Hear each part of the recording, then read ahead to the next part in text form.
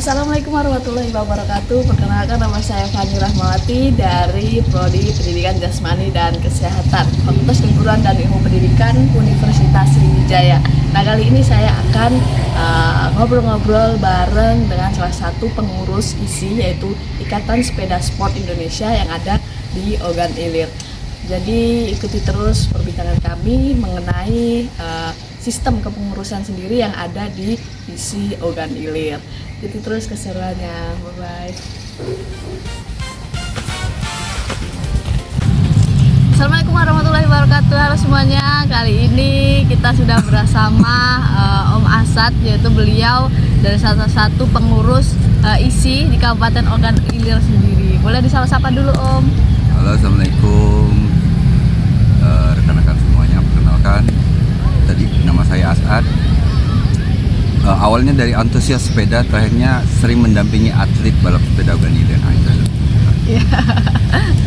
Jadi di sini kami akan ngobrol-ngobrol sedikit nih mengenai sistem kepengurusan dalam ISI sendiri. ISI itu adalah Ikatan Sepeda Sport Indonesia yang kebetulan ada nih di Ogan Ilir ya. Yang mau tanya-tanya dikit nih, Om. Nah, dari ISI nih, kok bisa didirikan di Ogan Ilir itu tentunya ada tujuan ya, Om ya. Nah, itu tujuannya itu gimana, Om, kok bisa dibentuk di Ogan Ilir ini sendiri? Oke, kita cari sedikit ya. Jadi ISI ini singkatannya tuh Ikatan Sport Sepeda Indonesia. Jadi ada bahasa aslinya sport. Nah, sekarang di Munas ke tahun 2022 sudah ditambah lagi dia dengan kode internasional ICF, jadi International Cycling Federation. Jadi ada dua nama. Ada dua nama. Jadi Indonesianya ada, universalnya ada. Ya. Nah, ISI ini cabangnya dari pusat, ya kan. Jadi bertingkat, ada PB pengurus besar, ada Pengprov pengurus provinsi, baru Pengda dan Pemkot, jadi pengurus daerah, kabupaten ataupun kota. Tujuannya yaitu tadi, olahraga ini, sepeda ini ada dua. Sepeda sebagai olahraga masyarakat, sepeda sebagai sport. Jadi memang ada jalur prestasi. Tujuannya itu kita bentuk Pengcap ISI di Kabupaten Ogan Ilir. Itu memang untuk ikut berkompetisi ya, secara ajang resmi, karena memang sejak 2015 balap sepeda itu sudah dilombakan di Pekan Olahraga Provinsi Sumatera Selatan. Mulai dari 2015 per 2 tahun Pengprov itu terus dilakukan. Tujuannya memang kita juga mencari talenta adik-adik yang tadi kampus, entah SMP, SMA, dan rata-rata memang awal-awalnya atlet yang kita dapat itu dari antusias mereka yang berolahraga atau berkegiatan pakai sepeda. Ada niatan gitu ya. Jadi memang di sini ini memang fokusnya ini bukan hanya prestasi, ini lebih ke prestasi, rekreasi atau hobi, Om, fokusnya. Jadi kalau untuk ISI sendiri itu fokusnya betul-betul prestasi. Kalau rekreasi itu ya fun atau apa itu sebagai olahraga masyarakat. Jadi memang dengan dia sistem sekarang kan, tapi fokus kita tetap di wadahnya prestasi. Jadi selama tidak ada kompetisi, latihan itu ya bentuknya tuh mungkin kita anggap rekreasi, tapi dia terukur karena ada beban, tanggung jawab, target. Karena memang secara pengertiannya bersepeda atlet dan bersepeda kita fun bike itu akan beda. Jadi gitu ya. Jadi dari program latihan itu sendiri tentunya ada dijadwalkan rutin nih, Om. Nah, itu kayak ada hari-hari tertentu atau fleksibel aja nih, Om, untuk atlet-atletnya itu. Jadi sekarang ini kan fokusnya hampir semua kabupaten di Sumatera Selatan itu membina atlet yang usia pelajar. Jadi dalam kategori usia pelajar ini kita harus fleksibel dengan jam belajar mereka yang hampir sekarang dikategorikan full day. Mereka hanya punya waktu itu di weekend, Sabtu atau Minggu. Jadi kita secara physically kadang-kadang kita cuma ngasih beban ke anak-anak itu selama dari Senin sampai Jumat mereka tuh fokus tetap untuk melatih jasmani, misalnya olahraga pagi sebelum sekolah, sit up, push up, jadi membentuk otot. Nah, kalau untuk nantinya endurance, sepeda atau apa itu cuman kadang-kadang kita jumpainya hari Sabtu atau hari Minggu. Jadi memang volumenya memang masih sedikit terbatas karena hampir rata-rata mereka tuh punya waktu hanya 3 jam atau 2 jam sore setelah pulang sekolah. Jadi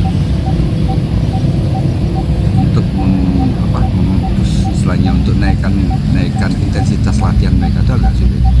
Tapi kita harapkan mereka tuh bisa mencukupinya itu di hari Sabtu atau di hari Minggu. Berarti tetap mengkondisikan dari akademiknya gitu ya. Ya. Kecuali kalau mereka udah sekolah bebas ya. Ya. Berarti tetap ada konsisten dalam latihan itu sendiri ya. Nah dari situ, tentunya dari program latihan itu ada target nih Om untuk atlet-atletnya. Nah itu tuh ditargetkan untuk nasional atau jenjang internasional itu, atau ke juda misalnya gitu. Atletnya. Setelah Porprov kemarin 2000 kita kan mulai fokus untuk membina atlet yang usianya usia dini, jadi youth, kategorinya youth, jadi 15-16. Nah ini pilot projectnya itu nanti akan kita siapkan dalam waktu 1,5 tahun. Itu nanti di Porprov Lubuk-Linggau 2027 ya. 2027. Jadi mereka punya waktu 1 tahun nempa. Jadi latih fisiknya, latih jasmani. Semoga aja nanti selama berapa kali, itu biasanya Pemprov itu akan nanti buat kompetisi reguler sebelum Porprov itu jalan. Itu biasanya ada 2 kali atau 3 kali entah di mana nanti kabupatennya membuat kompetisi. Jadi itu jadi ditolak ukur parameter untuk melatih. Jadi ini untuk OI saat ini kita secara analogi kita punya atlet-atlet yang usianya masih di bawah 18 tahun untuk putri. Nah untuk putranya malahan masih di bawah 15. Jadi ini makanya nanti di 2 tahun lagi tergolong sangat muda ya Om Yuti ya. Jadi kita memang kehilangan ada putus momen generasi. Jadi kategori balap sepeda tuh dia ada kelompok umur 16 tahun ke bawah. Kalau dalam kompetisi ada 17-18, baru 19 tahun ke atas ya. Jadi kategori. Nah, kita ini sekarang ini yang kita bina memang potensi awal. Jadi memang target kita memang membina mereka ini adalah pembentukan karakternya dulu. Fokus dunia sepedanya, karena ingat sepeda ini bukan cuma ada 3 genre, ada 4 genre, ada sepeda balap jalan raya, ada sepeda gunung yang lintas alam. Nah di sepeda gunung juga memang ada kompetisinya yang ekstrim kan, tapi itu lebih banyak kita pakai yang lintas alam, cross country. Dan satu lagi ada BMX cross dan BMX freestyle. Jadi ada kemarin terakhir itu ada 5 adik yang masih sekolah SMP kelas 1, kelas 2 itu baru usianya masih 13-14 tahun. Nah itu lagi kita mulai mencoba mengarahkan mereka ke kesenangan mereka. Jadi memang nanti fokusnya sudah ada 2 orang yang ke MTB, ada yang 1 orang ke balap sepeda jalan raya. Nah dari kepengurusan itu sendiri Om, itu kan kalau isi ini kan dibawahi oleh KONI Om. Ya. Nah dari KONI itu sendiri ada lagi nggak bawahan yang khusus dari isi ini, kayak ketua atau wakil gitu, ada nggak di struktur kepengurusan? Pengurusan tetap ya, di pengurusan namanya Pengda, tetap ada ketua umum, ada wakil ketua atau biasa dibilang ketua harian, ada sekretaris, ada bendahara. Jadi dan satu lagi yang paling vital itu binpres, bina prestasi. Jadi memang apapun ceritanya, olahraga ini intinya tuh wujud dari hasilnya itu adalah prestasi. Jadi merintisnya itu, fokusnya itu memang kita secara kita memang baru punya pelatih fisik, karena sebagian besar teman-teman yang berkecimpung di dunia sepeda ini adalah guru olahraga. Jadi kalau namanya pelatih fisik jasmani mungkin secara analogi dasarnya ada, tapi untuk membentuk spesialisasi, nah, belum ada lisensi, belum punya kita pelatih balap sepeda yang berlisensi daerah. Sementara aku pribadi juga hanya berlisensi wasit. Jadi kalau jadi pelatih itu hanya melatih aturan. Nah, oke, dari ini ya Om, dari sistem latihannya juga teratur, konsisten tentunya ya. Nah ini ada nggak sih Om, dari latihan itu ada variasi gitu, kayak misalnya ada jadwal sparring nih antara klub sebelah dengan kita, atau ada pertandingan internal antara junior dengan kelas junior dengan kelas senior itu sendiri. Kalau diterapkan nggak? Kalau yang sekarang itu seperti bisa kita cerita satu nomor ya, balap sepeda gunung lintas alam. Jadi hampir dipastikan setiap 2 minggu sekali itu kan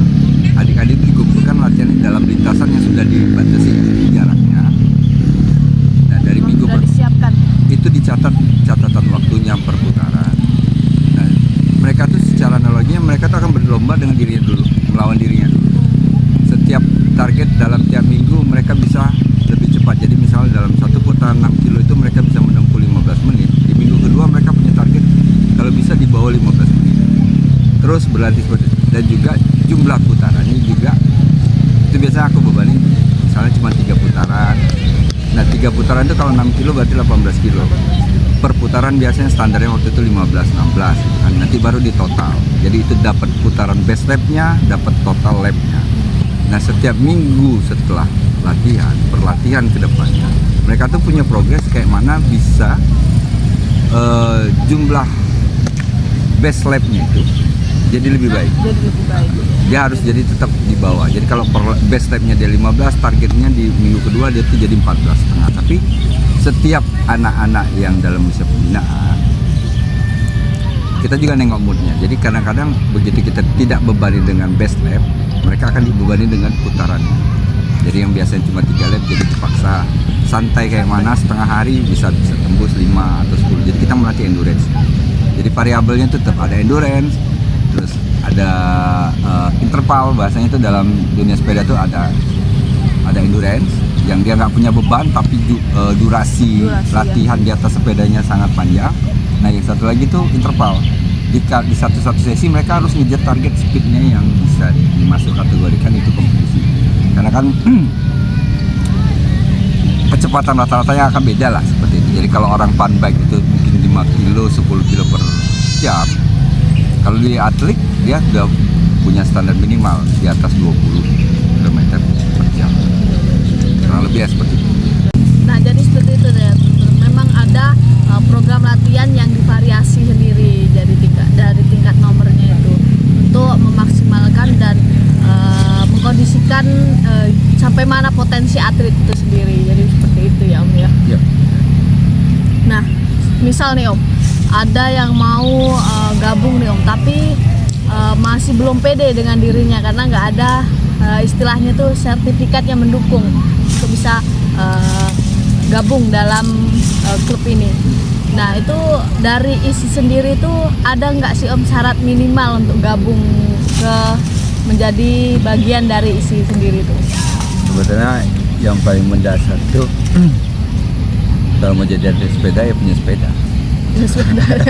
Pastinya sih Om. Ya apapun sepedanya. Jadi pertama tuh mungkin yang ditanamin tuh filosofisnya tuh dia suka dengan sepeda, itu pertama. Habis itu nanti baru kita mulai tempat fisiknya. Jadi karena memang olahraga sepeda ini sekarang ini termasuk kategori sekilas kalau di jalanan terlihat agak, kalau yang sudah bagus sepertinya terlalu elit, tapi sebetulnya enggak. Memang untuk menumbuhkan pertama kali kategori atlet itu ya pertama ya dia suka dengan sepeda. Di sisi lain juga terkadang kami juga melakukan combine kan, terkadang karena olahraga sepeda ini termasuk olahraga berat yang menggunakan PU max tinggi seperti dengan durasi endurance yang lama, terus juga misalnya seperti atlet lari maraton. Makanya di dunia ini kan sebetulnya kombanya itu, makanya sekarang kan sudah ada disiplin yang satu lagi yang triathlon. Jadi sekarang kita cari-cari juga talenta itu yang itu, misalnya lapis 2, lapis 3 dari proses seleksi cabur-cabur maraton yang nggak masuk tapi dia punya kemampuan itu juga ada bisa, basicnya.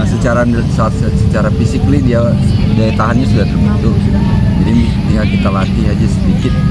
Pertama teknik ya, teknik bersepeda ya. Teknik bersepeda itu 3 bulan 6 bulan dapat, nggak lebih dari 3 bulan kebanyakan rata-rata. Kalau fisiknya udah ditempa itu mudah. Jadi memang ada dua jalur kan. Pertama itu memang pesepeda murni, memang dia sudah memang suka bersepeda, karakternya udah terbentuk. Jadi nanti tingkatannya waktu kita sepeda latihan, sepeda harian, terus sepeda yang memang dipakai untuk kompetisi, itu memang kita jauh berbeda ya. Pertama memang olahraga unit ini kan berhubungan dengan teknologi, berat sepeda, itu memang berpengaruh. Jadi nah di sisi lain juga kita nemukan atletnya itu dari potensi-potensi olahraga lain seperti sepak bola.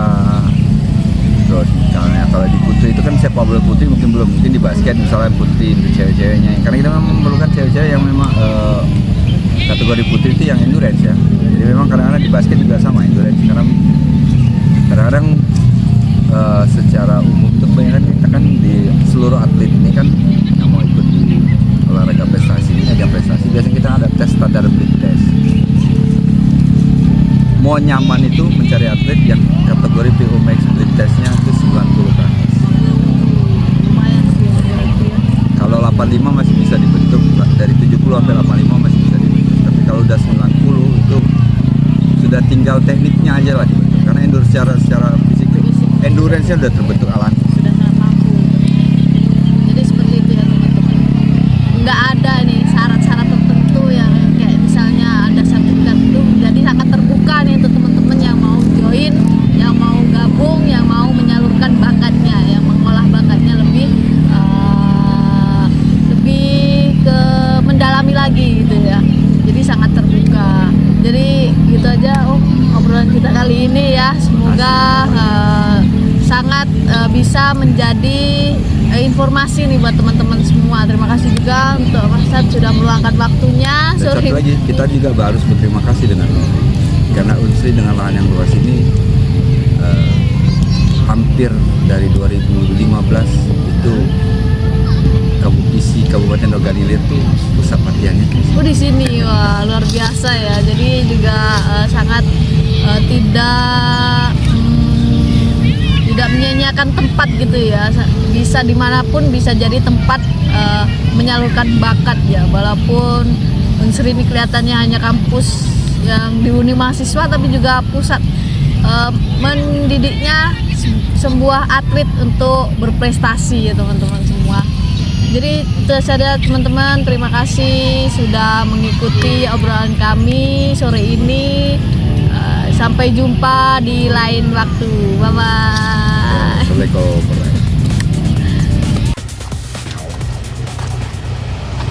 Baik teman-teman semua, itu tadi sedikit obrolan dari kami bersama Om Asad, yaitu selaku pengurus yang ada di organisasi ISI Kabupaten Ogan Ilir.